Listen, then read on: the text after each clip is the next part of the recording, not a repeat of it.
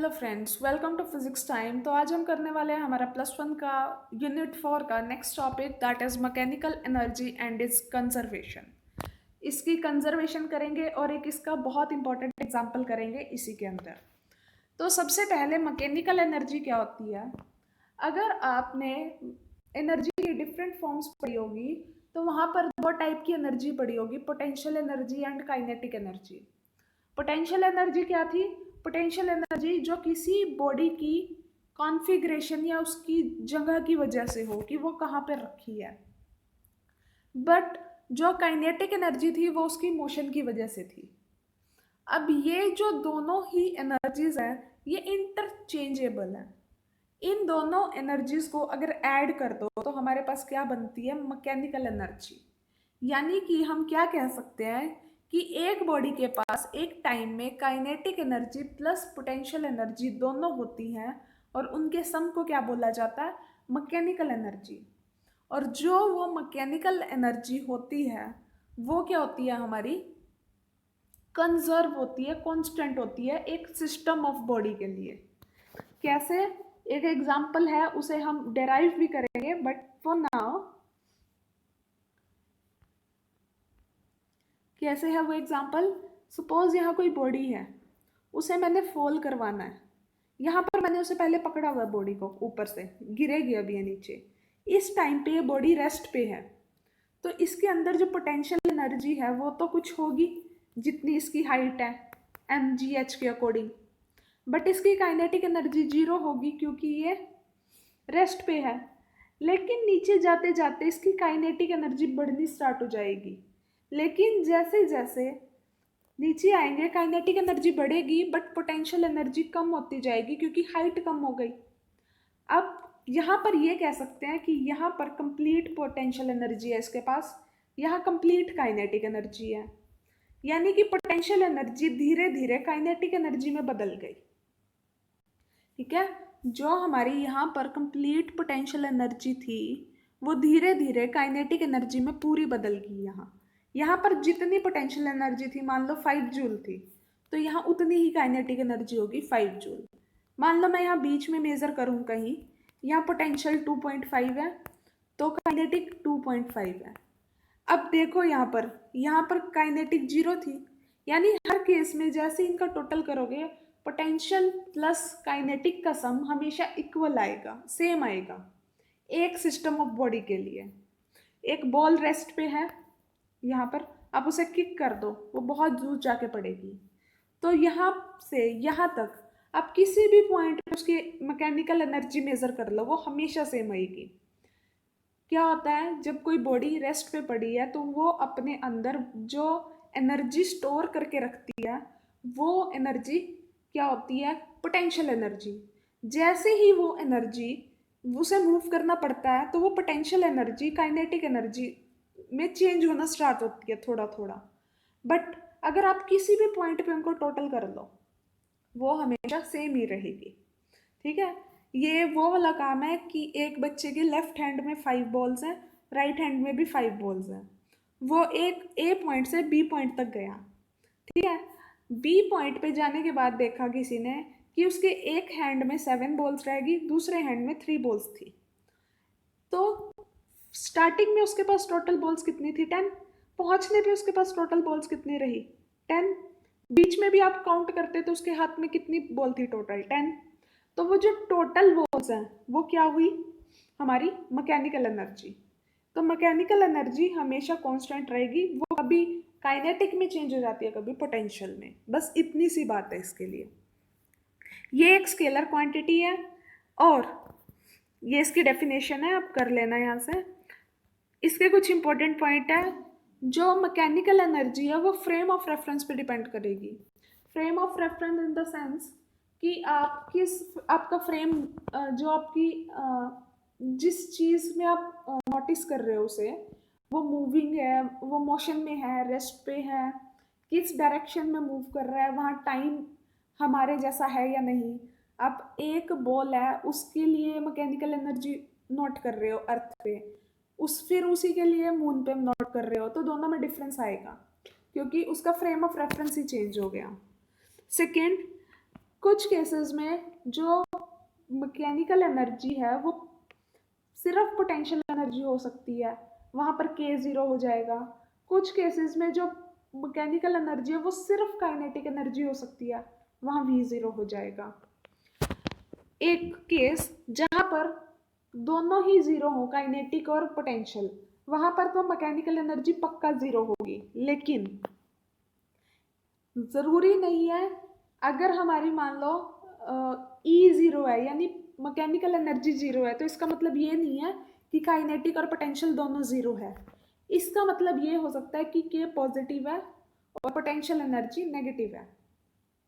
Yes, kinetic energy never be negative but potential energy can be negative.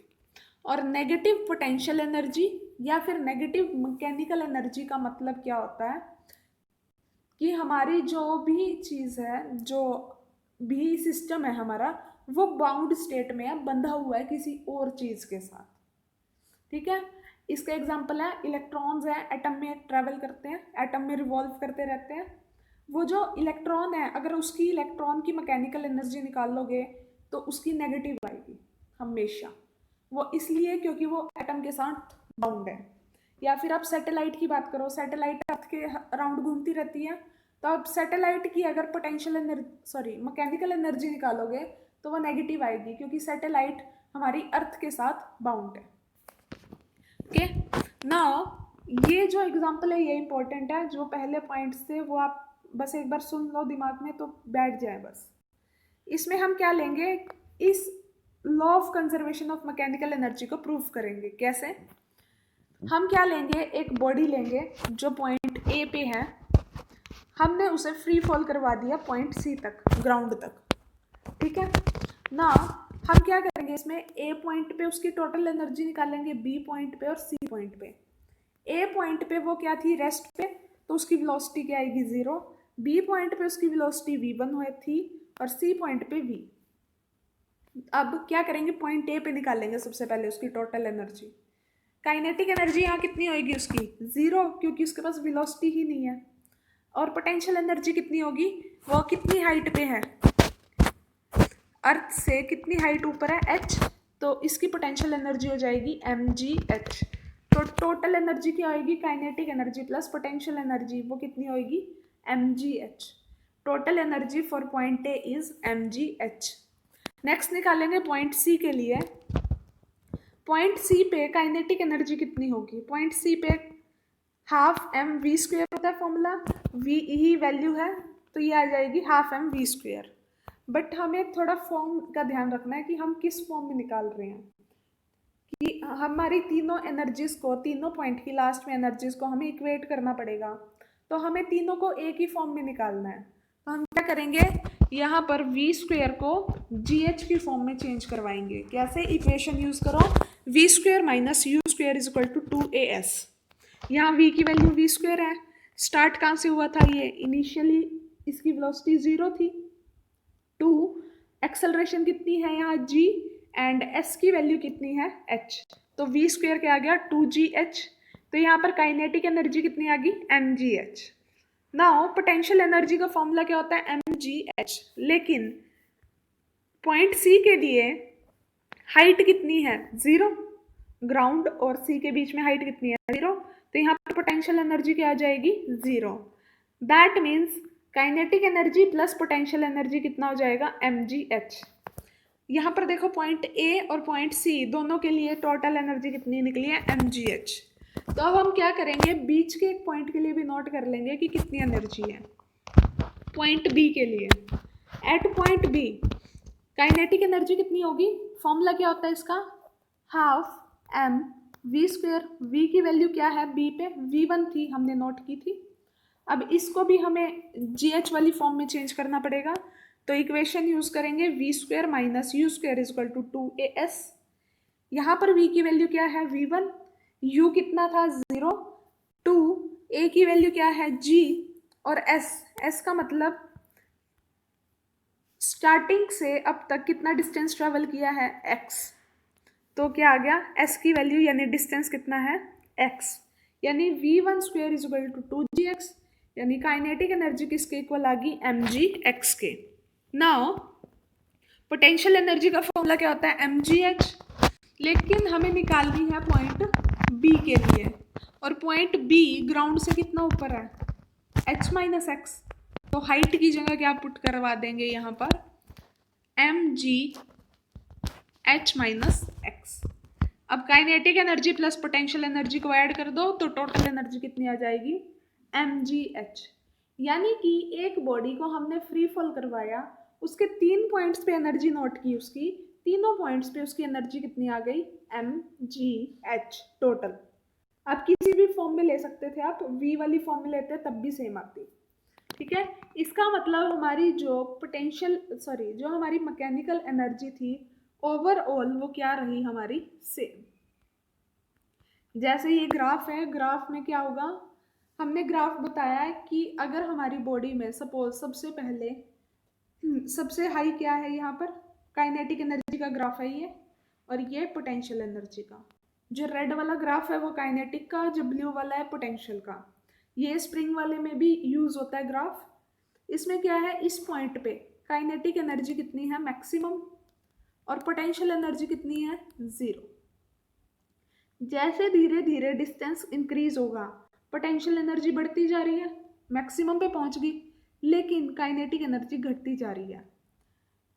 किसी भी point पे note कर लो, इनका टोटल हमेशा किसके इक्वल आएगा, जो ये ऊपर वाली लाइन है, ये ऊपर वाली लाइन किसको रिप्रेजेंट कर रही है, टोटल एनर्जी को, ठीक है। अगर हमारी काइनेटिक एनर्जी कम होएगी तो पोटेंशियल एनर्जी बढ़ जाएगी, इसी तरह होता है। अभी तक हमने यही पढ़ा, and this is the law of mechanical energy. तो ये था हमारा complete topic about the conservation of mechanical energy.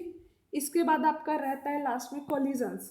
Collisions बहुत इंपॉर्टेंट टॉपिक है, उसमें से 5 मार्क्स कवर भी होते हैं, तो फिर वो स्टार्ट करते हैं collisions in the next video. अभी तक आपको वीडियो अच्छी लगी हो लाइक करना, and please subscribe the channel. Thank you.